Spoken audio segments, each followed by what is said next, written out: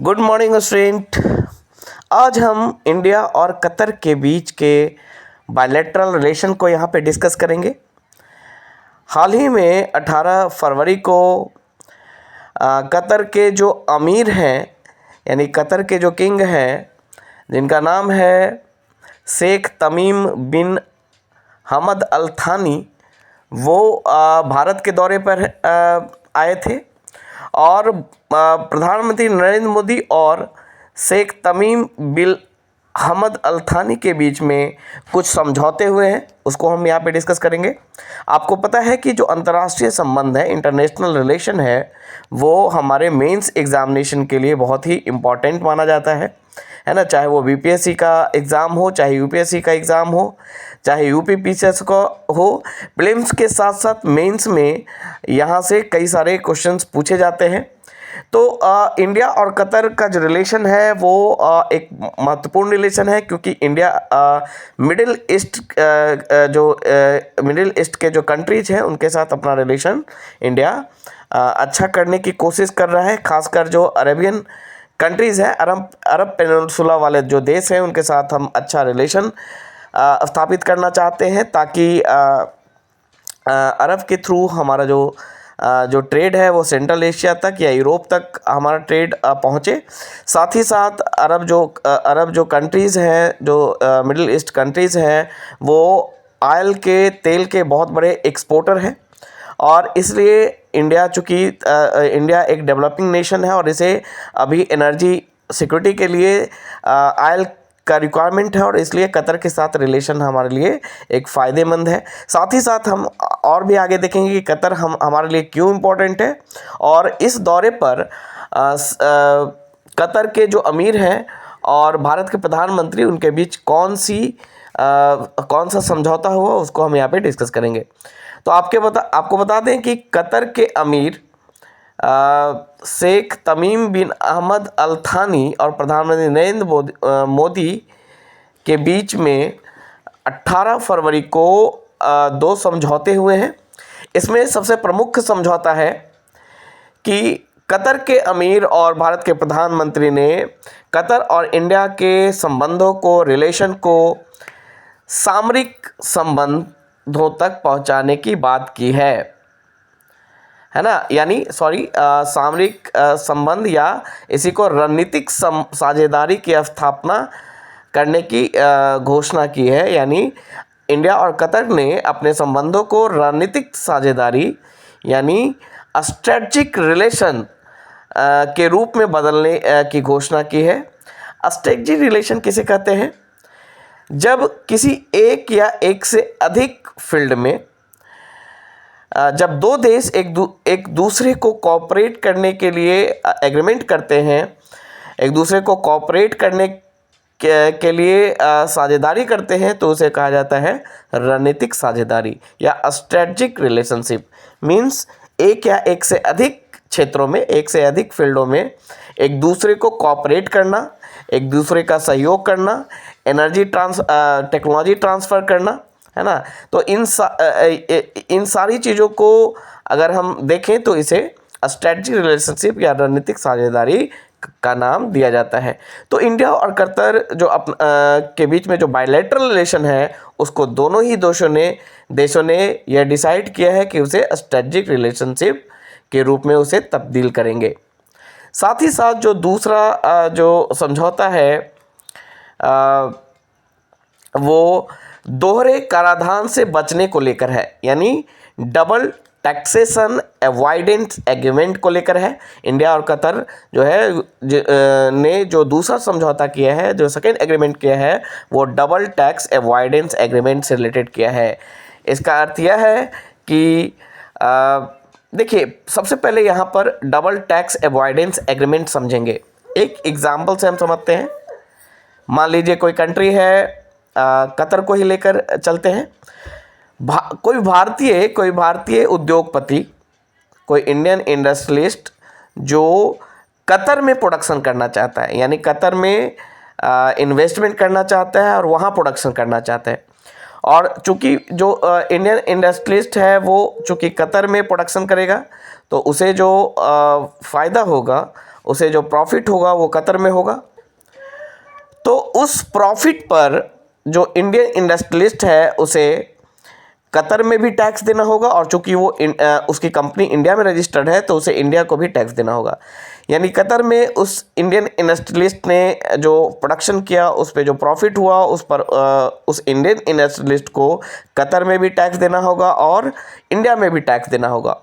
और ये इसे कहा जाता है डबल टैक्सेशन। और इस डबल टैक्सेशन को अवॉइड करने के लिए दोनों ही देशों में एग्रीमेंट होगा, और उस एग्रीमेंट के तहत ये डिसाइड होगा कि जो इंडियन इंडस्ट्रियलिस्ट है वो सिर्फ एक ही देश में वहाँ टैक्स देंगे। इसे कहा जाता है डबल टैक्सेशन अवॉइडेंस एग्रीमेंट। तो ये इंडिया और कतर के बीच में ये एग्रीमेंट साइन हुआ है। तो दो एग्रीमेंट साइन हुए हैं, दोनों का पर्पस आपने यहाँ पे समझा।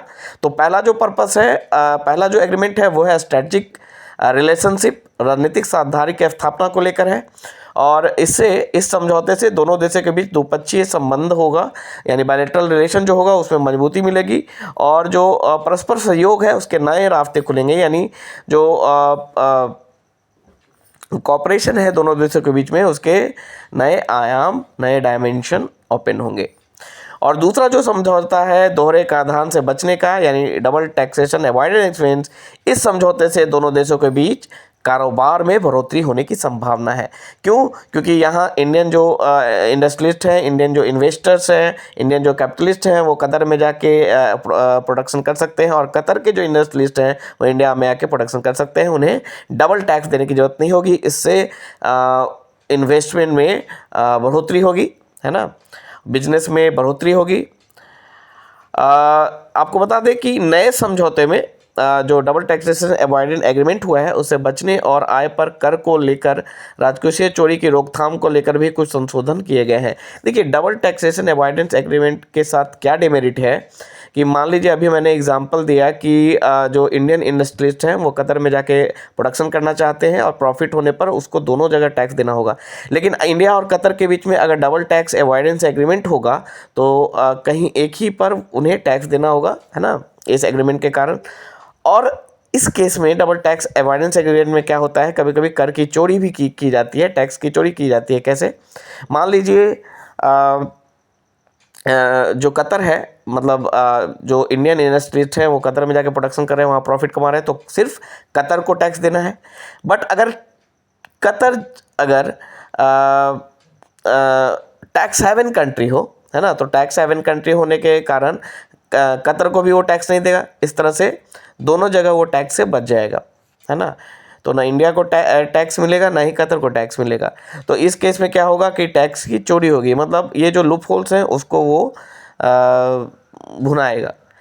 तो इससे बचने के लिए भी कुछ संशोधन किए गए हैं, कुछ अमेंडमेंट किए गए हैं। आपको बता दें कि दोनों देशों ने व्यापार, निवेश यानी ट्रेड, इन्वेस्टमेंट, प्रौद्योगिकी यानी टेक्नोलॉजी, ऊर्जा यानी एनर्जी, और लोगों के बीच संबंधों पर ध्यान केंद्रित करने पर जोर दिया है। यानी ये इंपॉर्टेंट एस्पेक्ट हैं इंडिया और कतर के रिलेशनशिप पे। ये आपको ध्यान रखना है, एग्जाम में लिखते समय ये बातें ध्यान रखनी है। कहाँ कहाँ रिलेशन है?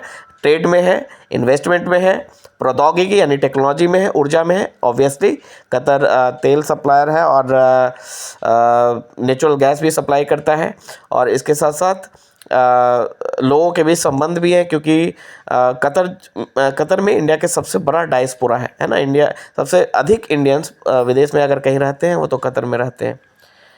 तो इस तरह से कतर हमारे लिए बहुत ही इम्पॉर्टेंट है। कतर ने ये घोषणा की है कि आगामी वर्षों में भारत में 10 अरब डॉलर के निवेश करेगा, है ना।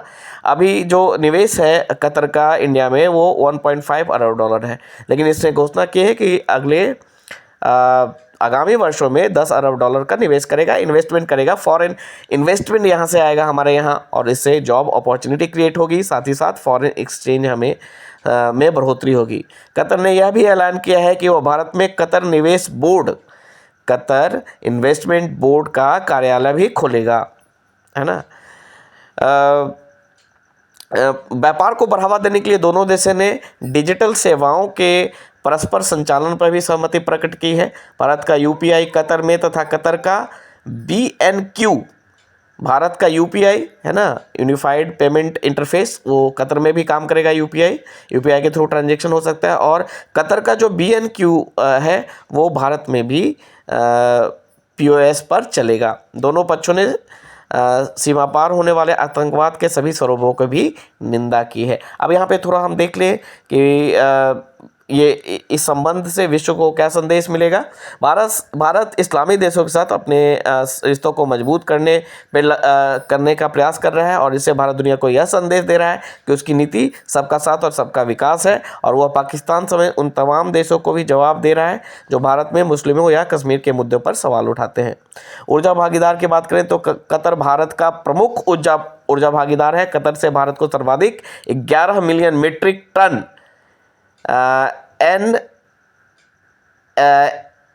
NSG तथा 5 million metric ton LPG, CNG और LPG है ना, LPG ये हमें की आपूर्ति होती है। पूर्व के एक समझौते के तहत 2028 तक आपूर्ति में और भी बढ़ोतरी होनी है। गेल इंडिया और हल्दिया पेट्रोकेमिकल्स भी कतर से खरीद रहे हैं।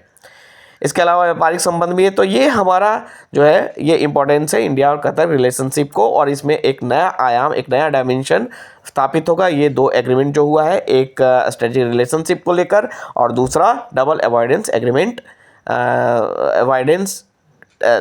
टैक्स अवॉइडेंस एग्रीमेंट को लेकर। तो ये 2 महत्वपूर्ण अपडेट्स हैं। अगर ये वीडियो आपको अच्छा लगता है तो लाइक एंड सब्सक्राइब करें। Thank you.